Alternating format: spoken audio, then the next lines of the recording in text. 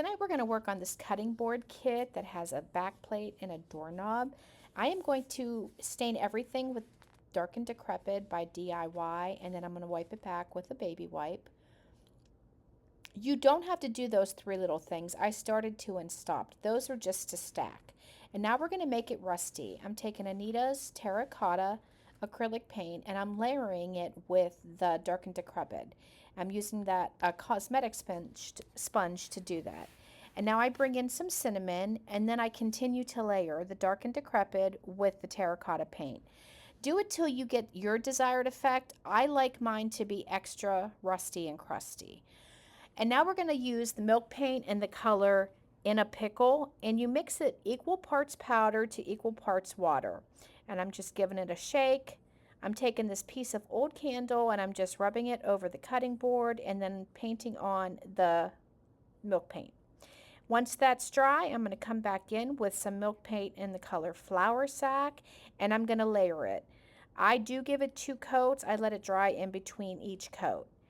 And now I'm bringing out my Bodabra. I'm using some ribbon, some homespun, some cheesecloths, some flour sack towels that I've coffee stained.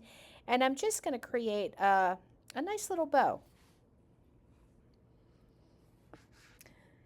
I just continue to layer. There's no rhyme or reason to how I do it. Whatever makes your heart happy, you do it that way. And then we're going to go back to the cutting board and I'm going to take my Paint Couture Dead Flat. This is my favorite top coat. It is available in different finishes. I like the Dead Flat best.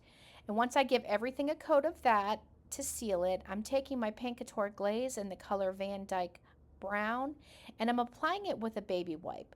I'm wiping it on and then I'm wiping it off. I don't want it real dark, but I do want it to look aged.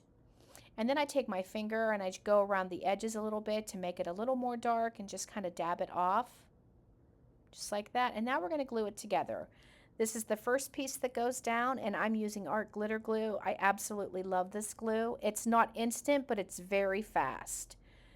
It gives you a little wiggle room to move your pieces around, but then it sets. So there's the second layer and then the third layer of the back plate.